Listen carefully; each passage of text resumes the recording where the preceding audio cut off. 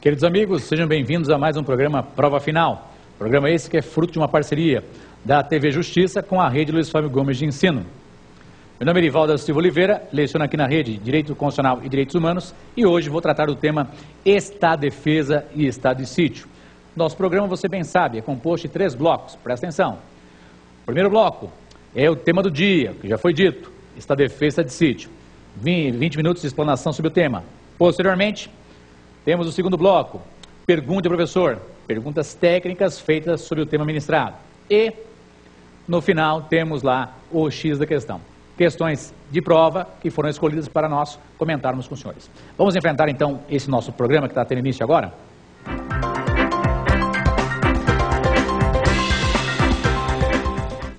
Meus amigos, vamos enfrentar o tema do dia, hoje versando sobre Estado, Defesa e Estado de Sítio. Importante.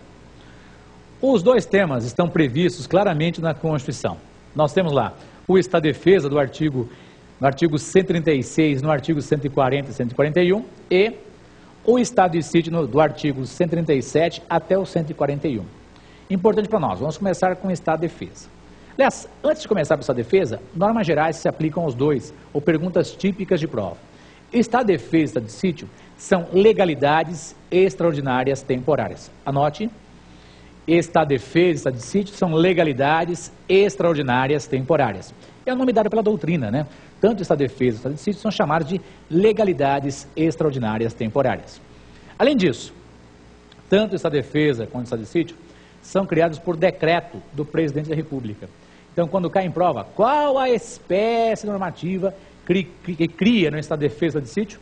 Decreto presidencial, decreto do Presidente da República. Se não perguntarem isso, outra pergunta típica.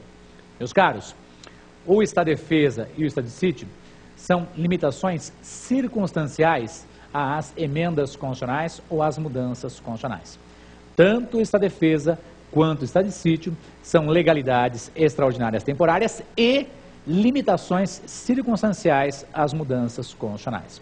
E, importante para nós, no Estado de Defesa e no Estado de Sítio, existem restrições a direitos fundamentais, como daqui a pouco nós vamos dar uma olhadinha. Então, cuidado, hein?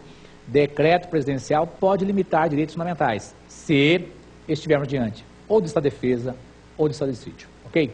Agora sim, feita essa introdução genérica com relação aos 2 itens, nós vamos abordar especificamente o Estado de Defesa.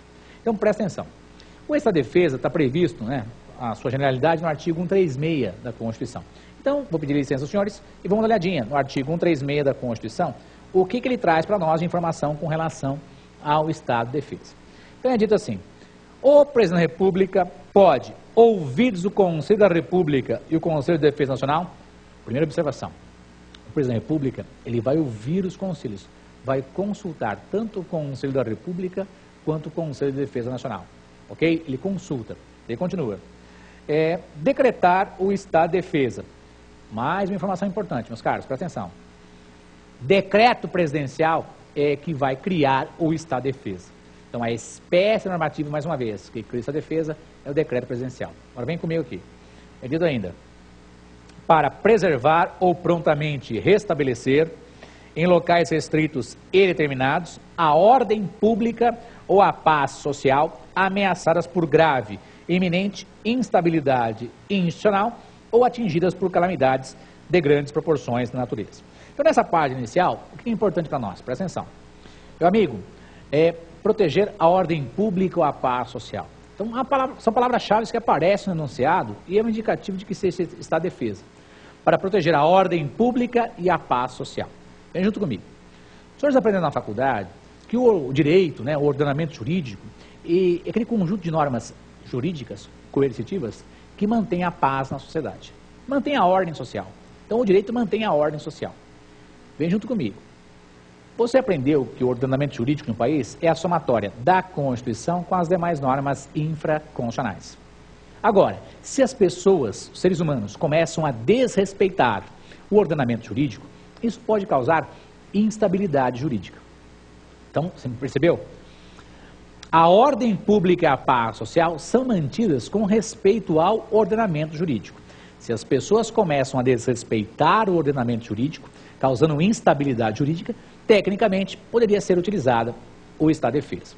Agora, importante, quando há grave e iminente instabilidade institucional. Grave e iminente instabilidade institucional. Ora, grave e iminente instabilidade institucional haverá se houver um desrespeito brutal do ordenamento jurídico. Grupos sociais, grupos começam a desrespeitar o ordenamento jurídico. As polícias locais não conseguem restabelecer a ordem, nem a Polícia Civil, a Polícia Militar, nem a Guarda Civil Metropolitana.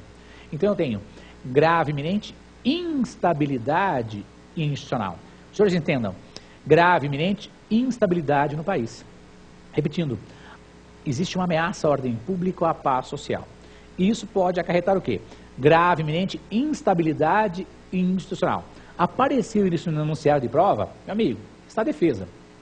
Mas ainda continua a Constituição.